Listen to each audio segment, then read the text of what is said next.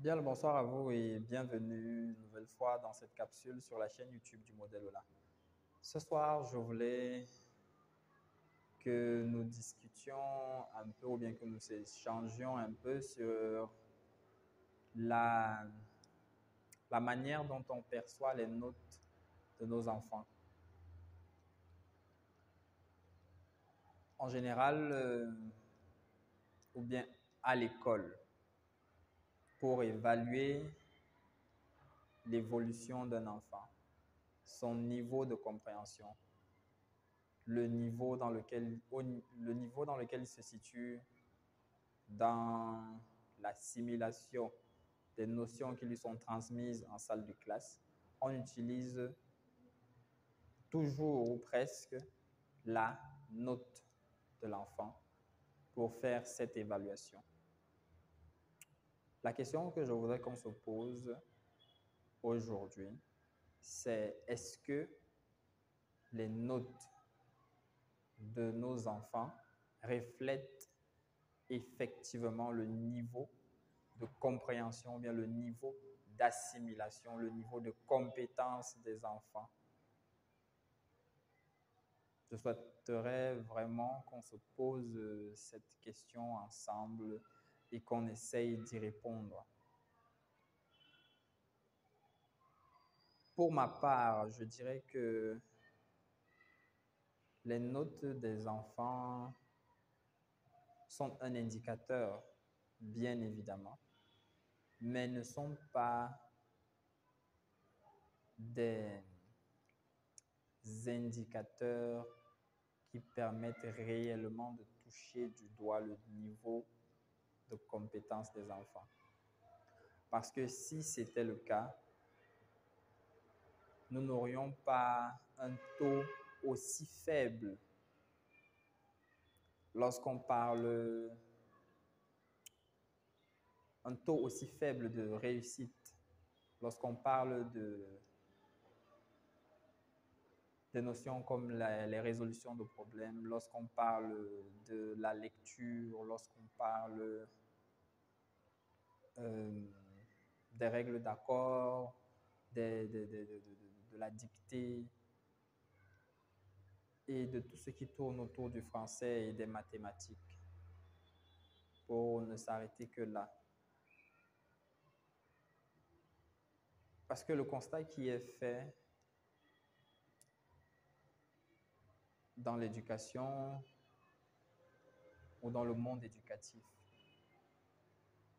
est celui d'un échec au niveau des disciplines instrumentales. Pourtant, lorsqu'on se rapporte aux notes que les enfants ont, pour un enfant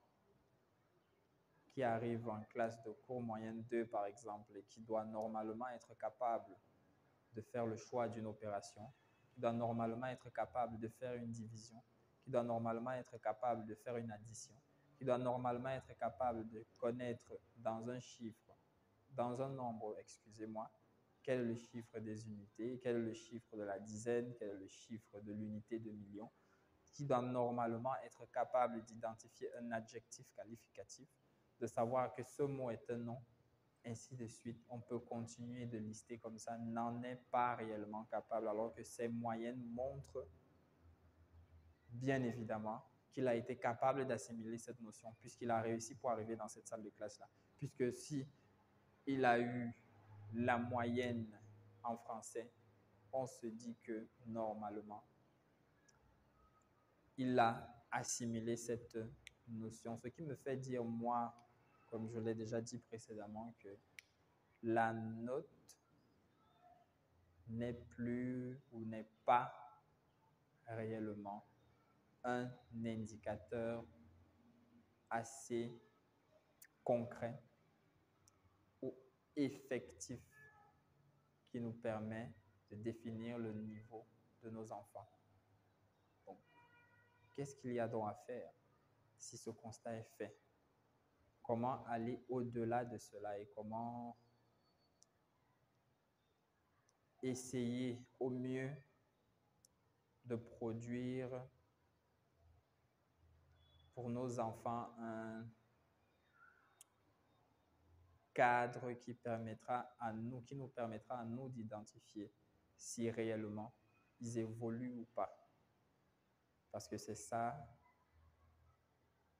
vraiment, c'est ça que nous voulons pour eux, si je peux dire ça comme ça, qu'ils évoluent, qu'ils assimilent, qu'ils gagnent en compétences et non pas qu'ils passent les classes.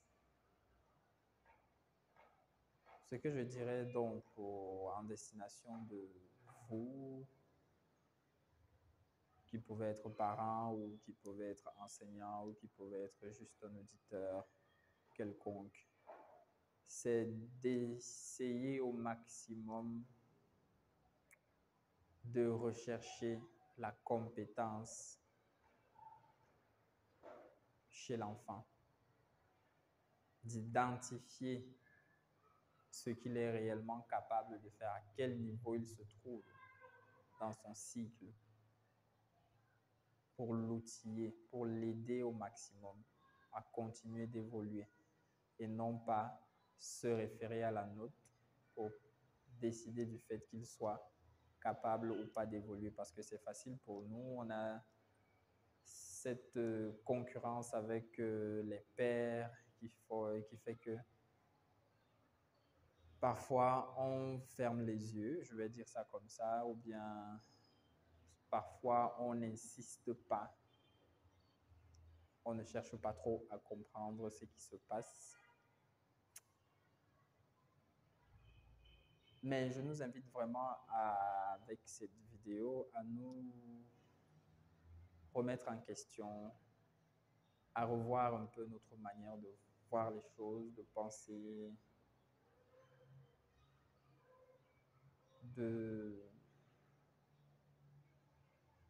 penser tout simplement, de penser l'éducation de nos apprenants enfants, de penser l'éducation de nos enfants, de penser l'éducation de nos apprenants dans les salles de classe. C'est sur ces questionnements que je vais vous laisser ce soir et